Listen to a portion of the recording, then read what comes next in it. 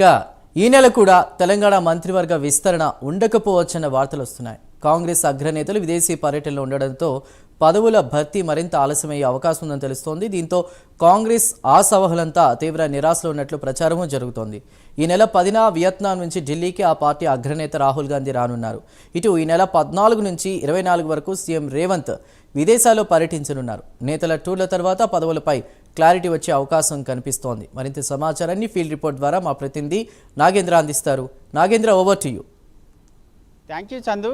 గత కొంతకాలంగా కాంగ్రెస్ పార్టీలో ఆశాహులంతా కూడా తమ పదవుల కోసం ఎదురు చూస్తున్నటువంటి పరిస్థితి ఉంది. దాంట్లో ప్రధానంగా మంత్రివర్గ విస్తరణతో పాటు అదేవిధంగా నామినేటెడ్ పోస్టులు కానీ, మరొకవైపు నూతనంగా ఏర్పడినటువంటి నూతన పిసిసి కార్యవర్గ దానికి సంబంధించినటువంటి ఈ 3 అంశాల్లో తమకి పదవులు వస్తాయనేటటువంటి ఆశతో గత కొంతకాలంగా కాంగ్రెస్ పార్టీకి సంబంధించినటువంటి కీలకంగా పనిచేసినటువంటి నేతలంతా కూడా ఎదురు చూస్తున్నటువంటి పరిస్థితి. ముఖ్యంగా మంత్రివర్గానికి సంబంధించినటువంటి అంశంలో దాదాపు 1 ఇయర్ అయినప్పటికీ, కాంగ్రెస్ అధికారంలోకి వచ్చి 1 ఇయర్ అయినప్పటికీ ఇప్పటివరకు కూడా పూర్తి స్థాయిలో మంత్రివర్గాన్ని ఏర్పాటు చేసినటువంటి పరిస్థితి లేదు. ముఖ్యంగా నూతన సంవత్సరంలో అయినా సరే జనవరి మాసంలో ఈ మంత్రివర్గ ప్రకటన ఉంటుందనేటటువంటి ఆశతో దాదాపు 12 మంది నేతలు ఎవరైతే మంత్రివర్గ విస్తరణలో చోటు దక్కుతుందనేటటువంటి ఆశతో ఉన్నారో ఆ 12 మంది నేతలకు ఇప్పుడు ఇది బ్యాడ్ న్యూస్ అనే చెప్పాలి. ఎందుకంటే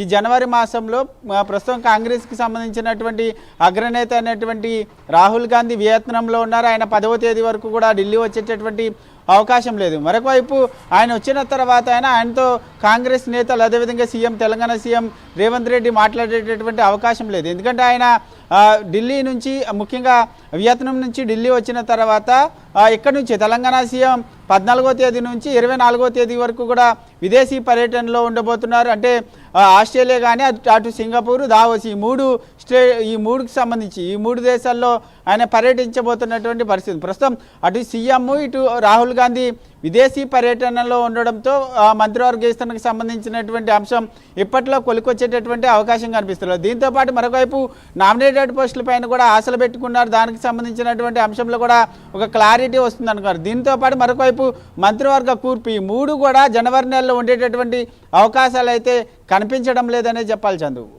రైట్, థ్యాంక్ యూ.